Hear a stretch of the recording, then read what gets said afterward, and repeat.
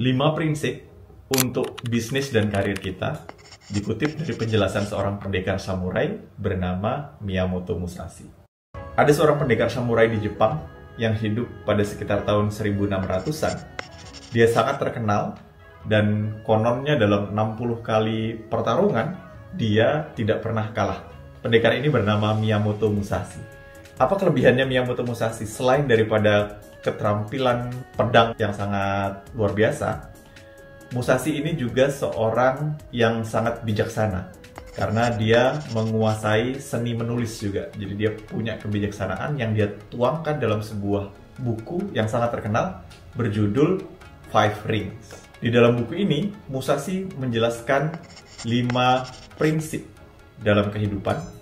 Yang prinsip ini banyak diterapkan orang-orang dalam kehidupan pekerjaan atau kehidupan dunia bisnis. Karena menurut Musashi, saat kita sudah menekuni suatu bidang secara menyeluruh, secara mendalam, tidak hanya melihat aspek luarnya, tapi juga melihat aspek filosofisnya, kita bisa melihat keterkaitan bidang itu dengan bidang lainnya. Dalam hal ini, ilmu pedang dijabarkan oleh Musashi sebagai pelajaran-pelajaran yang bisa aplikatif dalam kehidupan keseharian.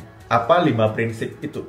Yang pertama, menurut Musashi, prinsip pertama adalah ground atau elemen tanah. Dikatakan oleh Musashi, di dalam kehidupan, yang pertama kali kita harus punyai adalah pondasi yang bagus atau tanah atau ground. Contoh aplikatifnya adalah saat kita berada di dalam sebuah bisnis, misalnya kita jadi seorang manajer di sebuah perusahaan, kita mengerti pekerjaan kita secara filosofis, alurnya seperti apa, kita mengerti kerangkanya seperti apa, dari hulu sampai hilirnya bagaimana flow sebuah pekerjaan, apa value dari pekerjaan yang kita sampaikan.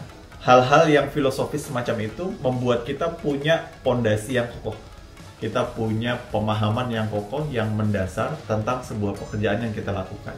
Nah, ini adalah prinsip pertama, yaitu elemen ground. Prinsip kedua, kata Musashi, adalah elemen water. Water atau air menggambarkan adaptabilitas atau adaptif. Menurut Musashi, hal yang juga kita perlu punyai seperti seorang pendekar pedang ya, kita harus tidak terpaku pada satu teknik aja. Saat kita gagal menggunakan satu teknik, nah kita gunakan teknik lainnya. Atau kita bisa menyesuaikan cepat dengan situasi yang ada. Nah, ini juga berlaku dalam kehidupan bisnis atau keseharian kita. Kalau kita misalnya ngobrol dengan seseorang, ternyata dengan satu pendekatan itu nggak mempan gitu ya, kita bisa pakai pendekatan lainnya. Ada mungkin yang harus pakai agak strict, ada yang mungkin harus muter-muter dulu atau seperti apa. Nah, ini kemampuan adaptif. Itu prinsip kedua.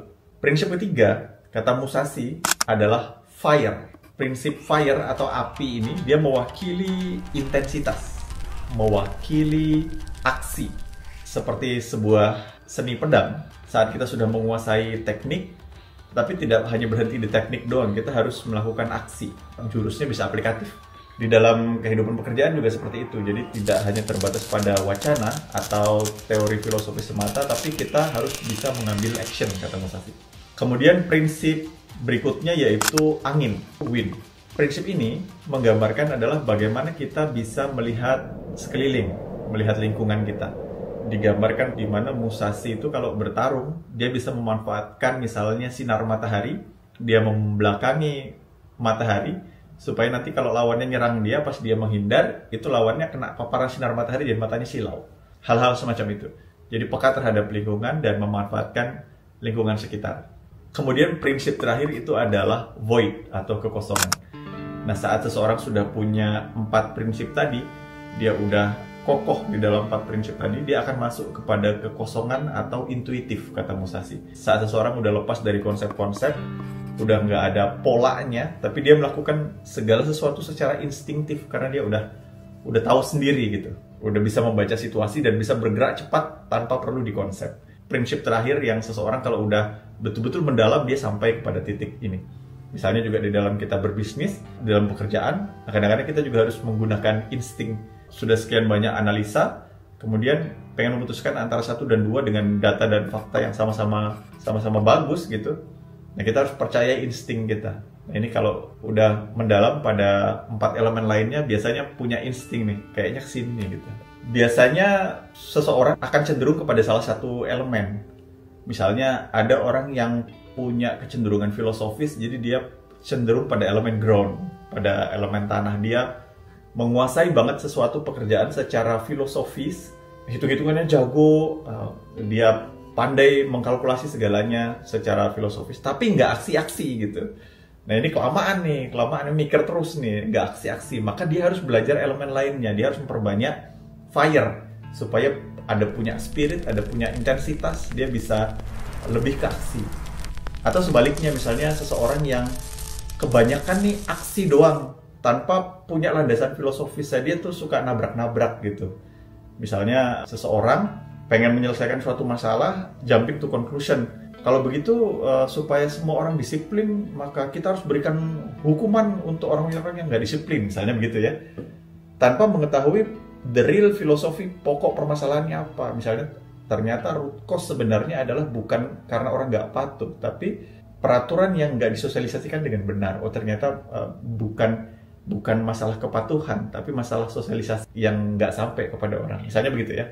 Jadi saat orang lebih cenderung fire doang, tapi groundnya nggak kuat, kadang-kadang dia nabrak-nabrak juga. Maka dia harus belajar lebih filosofis, belajar ground, seperti itu. Challenge-nya bagi kita adalah bagaimana kita bisa memperkuat diri kita di berbagai elemen ini.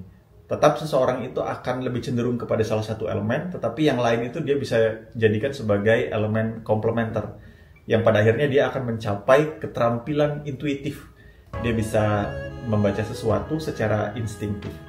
Nah, yang menarik adalah kata Musashi, saat seseorang sudah memahami sesuatu secara luas, dia melihat gambaran besarnya, maka dia nanti bisa melihat pola universal yang aplikatif dalam hal lainnya. Contohnya, misalnya Musashi ini adalah seorang pendekar samurai ilmu pedang, tetapi dia akhirnya melihat sebuah pola universal di mana prinsip-prinsip dalam ilmu pedang bisa diterapkan dalam kehidupan keseharian.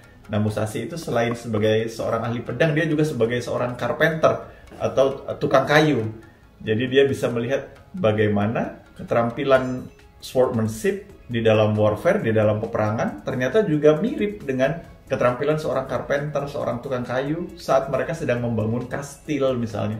Bagaimana manajemen connect-nya, bagaimana bikin blueprint-nya, itu mirip dengan strategi perang gitu. Nah, Musashi bisa sampai kepada titik itu. Jadi dia tidak lagi melihat ilmu pedang sebagai semata-mata ilmu pedang, tetapi lebih kepada bagaimana lewat ilmu pedang itu dia bisa mengerti dirinya sendiri, dia tahu posisi dirinya di dalam kehidupan, dan dia bisa jadi harmoni ini dengan alam, dengan lingkungan sekitar. Nah, seperti itu idenya sama Musashi. Jadi ada 5 pilar tadi yang kalau kita tekuni bisa membantu kita dalam kehidupan keseharian kita, utamanya misalnya kita sebagai pekerja dalam bisnis kita atau dalam karir dan pekerjaan kita.